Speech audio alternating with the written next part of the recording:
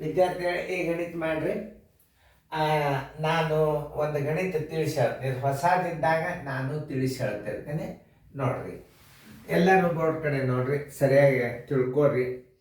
ರಾಜೇಶನು ತನ್ನ ಹತ್ತಿರವಿದ್ದ ಹಣದ 2/9 ಭಾಗ ತಿಂಡಿ ತಿನಿಸುಗಳಿಗೆ ಮತ್ತು ತನ್ನ ಹತ್ತಿರವಿದ್ದ ಹಣದ 1/3 ತಂಪು ಪಾನಿಗಾಗಿ ಖರ್ಚು ಮಾಡಿದನು. ನಂತರ ಅವನ ಹತ್ತಿರ 20 ರೂಪಾಯಿ ಉಳಿದವು. ಹಾಗಾದರೆ ಅವನಲ್ಲಿದ್ದ ಒಟ್ಟು ಹಣ ಎಷ್ಟು ಅಂತ ಕೇಳ್ತಾನೆ. ಆಮೇಲೆ ಇಲ್ಲಿ ಭಿನ್ನ ರಾಶಿ ಅದ ಅಂತಂದ್ರೆ ರಾಜೇಶನ ಹತ್ತಿರವಿದ್ದ ಹಣ 1 ಅಂತ ತಿಳ್ಕೊಬೇಕು. ಯಾಕೆ ಭಿನ್ನ ರಾಶಿ ಅದ? ರಷ್ಟು ಅಂದ್ರೆ ಗುಣಾಕಾರ. ಇದನ್ನು ನೀವು ತಿಳ್ಕೋಬೇಕು. ಒಂದ್ಸಲ ಅದನ್ನ ಪರ್ಟಿಕ್ಯುಲರ್ ಗಣಿತಗಳನ್ನ ಸರಿಯಾಗಿ ಅರ್ಥ ಮಾಡ್ಕೊಂಡ್ರಿ ಅಂತಂದ್ರೆ ಬಂದೇ ಬಿಡುತ್ತದು. ಇಲ್ಲಿ ಭಿನ್ನ ರಾಶಿ ಕೊಟ್ಟಂದ್ರೆ ಹಣ 1 ಅದ. ಆಮೇಲೆ ಎದಕ್ಕೆ ಸಿಹಿ ತಿಂಡಿಗಾಗಿ ಅವನಲ್ಲಿದ್ದ ಹಣದ ಎಷ್ಟು 2/9, 1 ಗುಂಡ್ಲೆ 2/9. ಆಮೇಲೆ ಮತ್ತೆ ಎದಕ್ಕೆ ಮಾಡ್ಯಾನವ? ತಂಪು ಪಾನೀಯಗಾಗಿ ಅವನಲ್ಲಿದ್ದ ಹಣದ 1/3 1 ಅದ ಅವನಲ್ಲಿ ಹಣ, 1/3 ಆಯ್ತು. ಒಟ್ಟು ಖರ್ಚು ಕೂಡಿಸ್ಕೋಬೇಕು. ಆಮೇಲೆ ಒಟ್ಟು ಹಣದಾಗ ಅದು ಭಿನ್ನ. ಒಟ್ಟು ಹಣ ಎಷ್ಟು ತಿಳ್ಕೊಂಡ್ರಿ? 1 ಅಂತ ತಿಳ್ಕೊಂಡ್ರಿ. 1ರಾಗ ಅವನ ಖರ್ಚು ಕಳೀರಿ. ಆಮೇಲೆ ಉಳಿದದ್ದು ಬರ್ತದೆ. ಇಷ್ಟು ಉಳಿದಾಗ 1 ಹಣ ಇರ್ತದೆ. 20 ಉಳಿದ್ರೆ ಎಷ್ಟು ಹಣ ಇರ್ತದೆ? ಇಷ್ಟೇ. ಅದನ್ನು ಮೊದಲ ಗಣಿತನ್ನ ನಾನು ಹೇಳುವುದನ್ನು ಕೇಳಿ ಎಷ್ಟು ಹುಡುಗರು ಮಾಡೋರ್ತಾರೆ. ಮೊದಲು ಖರ್ಚು ತಕ್ಕೋಬೇಕು. ಅವನ ಹತ್ತಿರವಿದ್ದ ಹಣದ ಅಂದ್ರೆ ಹಣ ಎಷ್ಟು ಅಂತ ತಿಳ್ಕೊಂಡ್ರಿ? 1 ಅಂತ ತಿಳ್ಕೊರಿ. ಆಮೇಲೆ ಅದಕ್ಕೆ ತಿಂಡಿ ತಿನಿಸುಗಳಿಗಾಗಿ ಖರ್ಚು ಮಾಡಿದ ಹಣ ಅವನ ಹತ್ತಿರ ಹಣದ 1 ಗುಂಡ್ಲೆ 2/9. 1ಕ್ಕೆ 2/9 ಗುಣಾಕಾರ ಮಾಡಿದ್ರೆ 2/9 ಬರ್ತದೆ. ಆಮೇಲೆ 1/3 ಅದಕ್ಕೆ ಖರ್ಚು ಮಾಡ್ಯಾನ ತಂಪು ಪಾನಿಗಾಗಿ. ಅವನ ಹತ್ತಿರ ಹಗ್ಗ ಹಣ 1 ಅದ. ಅದಕ್ಕೆ 1/3 ಗುಣಾಕಾರ ಮಾಡ್ರಿ. ತಂಪು ಪಾನಿಗಾಗಿ ಖರ್ಚು ಮಾಡಿದಾನ ಬಂತು.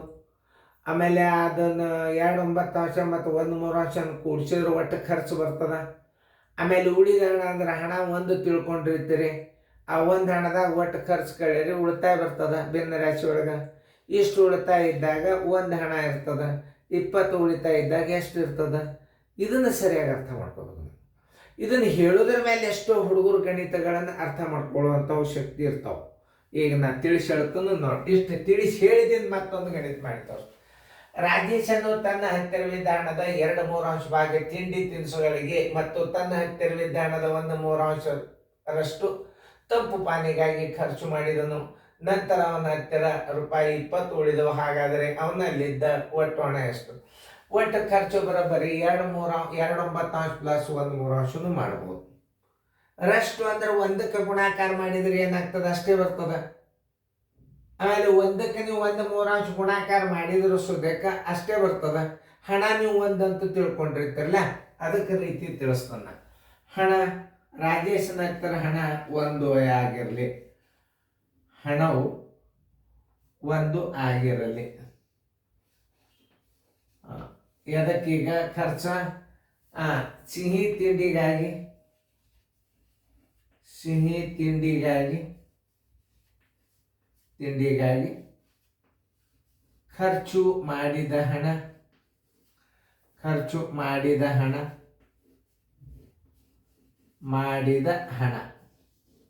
ಅವ್ರಿಗೆ ಏನೂ ಬರೆದಿರಂಗಿಲ್ಲ. ಇದನ್ನು ತಿಳ್ಕೊರಿ ಮೊದಲು. 1 ಗುಂಡ್ಲೆ 2/9 = 2/9. ಅದಕ್ಕೆ ಹೇಳಿದೆ 2/9 1/3 ಕೂಡಿಸಿದ್ರು ಬರ್ತದೆ. ಆಮೇಲೆ ತಂಪು ಪಾನಿಗಾಗಿ ಖರ್ಚು ಮಾಡಿದ ಹಣ, ತಂಪು ಪಾನಿಗಾಗಿ ಇಷ್ಟೇ ಬರ್ರಿ. ತಂಪು ಪಾನಿಗಾಗಿ ಎಷ್ಟು ಹಣ ತಿಳ್ಕೊಂಡ್ರಿ? 1 ಅಂತ ತಿಳ್ಕೊಂಡ್ರಿ. 1 ಗುಂಡ್ಲೆ 1/3 ಬರೋಬ್ಬರಿ 1/3. ಈಗ ಖರ್ಚು ತಕ್ಕೋಬೇಕು ನೀವು. ಖರ್ಚು ಬರೋಬ್ಬರಿ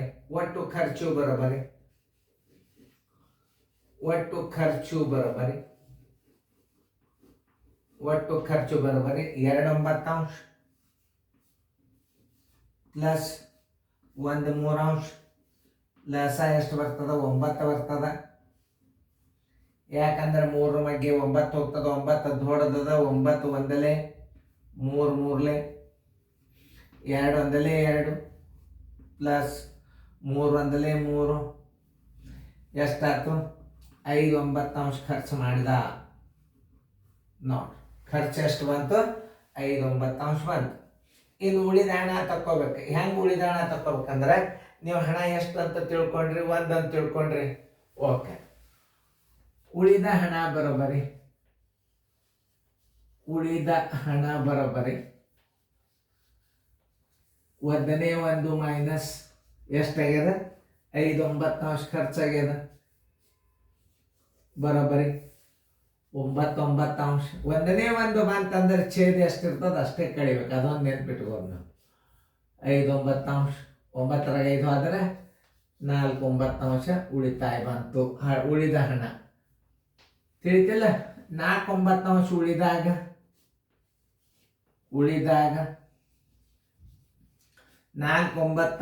ಉಳಿದಾಗ ಒಂದು ಹಣ 20 ಉಳಿದಾಗ ಎಷ್ಟು ಹಣ ಇರ್ತವೆ? 20 ಕೊಂಡ್ಲೆ 1 ಸರ್ವಾಸವಾಗಲೇ ಇದು ಗುಣಕವಿಲೋಮ ಆಗ್ತದೆ. ಮ್ಯಾಲೆ 9 ಆಗ್ತದೆ, ತಳಗ 4 ಆಗ್ತದೆ, ಬರೋಬರಿ. 4 1 4 5 ಅವನ ಹತ್ತಿರ ಬಿದ್ದ ಹಣ ಎಷ್ಟು? 45 ರೂಪಾಯಿ. ಆನ್ಸರ್ ಇಸ್ ಈಕ್ವಲ್ ಟು 45 ರೂಪಾಯಿ. ನೋಡಿ, ನಿಮಗೆ ಸರಿಯಾಗಿ ಅರ್ಥ ಆಗ್ಯದ ಅಂತ ತಿಳ್ಕೊಂಡು ಮತ್ತೊಂದ್ಸಲ ರಿಪೀಟ್ ಮಾಡಿ ನಿಮಗೆ ನಾ ಮಾದರಿ ಹಾಕ್ತೇನೆ ನಾನು. ಈಗ ಇಷ್ಟಕ್ಕೇನ ಬಿಡೋದಿಲ್ಲ. ಅವು ಗಣಿತಗಳು ಒಂದೇ ಒಂದು ಗಣಿತ ಹೇಳಿಬಿಟ್ರೆ ನಿಮಗೆ ತಿಳಿಯಂಗಿಲ್ಲ. ನೀವು ಸರಿಯಾಗಿ ತಿಳ್ಕೊಂಡ್ರಿಯೋ ಇಲ್ಲೋ ಅದನ್ನು ನಿಮ್ಮನ್ನು ಶಾಣೆ ಮಾಡೋ ತನಕ ಬಿಡೋದು. ಆಮೇಲೆ ಒಂದೇ ಲೆಕ್ಕ ತಿಳಿಸಿ ಹೋಗ್ಬಿಟ್ರೆ ಏನು ಉಪಯೋಗ ಅದ ಹೇಳ್ರಿ ನೋಡು. ವರ್ಷ ತನಕ ಕಲಿಸಿದ್ರೆ ಲೆಕ್ಕ ತಿಳಿಯಂಗಿಲ್ಲ ನಿಮ್ಗೆ, ಒಂದೊಂದೇ ಹೇಳಿದ್ರೆ. ಇದನ್ನೊಂದು ನಿಮಗೆ ಬರೋ ತನಕ ಒಂದು 4-5 ಮಾದರಿ, 3ರಿಂದ 4, 4ರಿಂದ 5 ಮಾದರಿ ನೀವು ಹಾಕಿದ್ರಿ ಅಂತಂದ್ರೆ ನಿಮ್ಗೆ ಗಣಿತ ಈಜಿ ಬಂದು ಬಿಡ್ತಾವ. ನೋಡ್ರಿ ಸರಳದ. ನೋಡ ಇಲ್ಲಿ ನಾ ಇನ್ನೊಂದ್ಸಲ ಹಣ 1 ಆಗಿರಲಿ. ಸಿಹಿ ತಿಂಡಿಗಾಗಿ ಖರ್ಚು ಮಾಡಿದ ಹಣ 1ನೇ 1 2ನೇ 9. 2/9 ಪ್ಲಸ್ 5/9 ನೀವು ಕೂಡಿಸ್ಬೋದು, ಒಮ್ಮೆ ಡೈರೆಕ್ಟೂ ಕೂಡಿಸ್ಬೋದು. ಅದರ ರೀತಿ ಒಂದಿರ್ತದೆ. ತಂಪು ಪಾನಿಗಾಗಿ 1 × 1/3 2/9. ಸಿಹಿ ತಿಂಡಿಗಾಗಿ 1/3 ತಂಪು ಪಾನಿಗಾಗಿ. ಒಟ್ಟು ಖರ್ಚು ಬರೋಬ್ಬರಿ 2/9 ಪ್ಲಸ್ 1/3. ಲಸ ತಕ್ಕೊತ್ ಕೂಡಬಾರ್ದು. ಯಾಕಂದರೆ 3ಕ್ಕಿಂತಲೂ 9 ದೊಡ್ಡದು, 9ಕ್ಕೆ 3 ಬಾಗಿ ಹೋಗ್ತದೆ ಅಂದರೆ ಇದರ ಲಸ 9 ಅಂತ ತಿಳ್ಕೊಬೇಕು. ಆಮೇಲೆ ಇದು ನೋಡಿ, 9 1 3 3 2 1 2 3 1 3 3 2 5/9 ಖರ್ಚು ಎಷ್ಟು ಬಂತು? 5/9. ಉಳಿತಾಯ ಹೆಂಗೆ ತಗೋಬೇಕು? ನೀವು ಹಣ ಎಷ್ಟು ಅಂತ ತಿಳ್ಕೊಂಡ್ರಿ, 1 ಅಂತ ತಿಳ್ಕೊಂಡ್ರಲ್ಲ, ಆ 1ನೇ 1ರೊಳಗೆ 5ನೇ 9 ಕಡಿಮೆ ಅಂದರೆ ಎಷ್ಟು ಬಂತು? 4/9 ಉಳಿತು. 4/9 ಉಳಿದಾಗ ಅವನ ಹತ್ತಿರ ಹಣ ಎಷ್ಟು ತಿಳ್ಕೊಂಡ್ರು ನೀವು? 1 ಅಂತ ತಿಳ್ಕೊಂಡ್ರೆ ಹಣ 1 ಆಗಿರಲಿ, ತಿಳಿತಲ್ಲ? 20 ಉಳಿದಾಗ ಎಷ್ಟು? 45 ರೂಪಾಯಿ. ಹಣ 1 ರೂಪಾಯಿ ಆಗಿರಲಿ, 1 ರೂ ಆಗಿರಲಿ.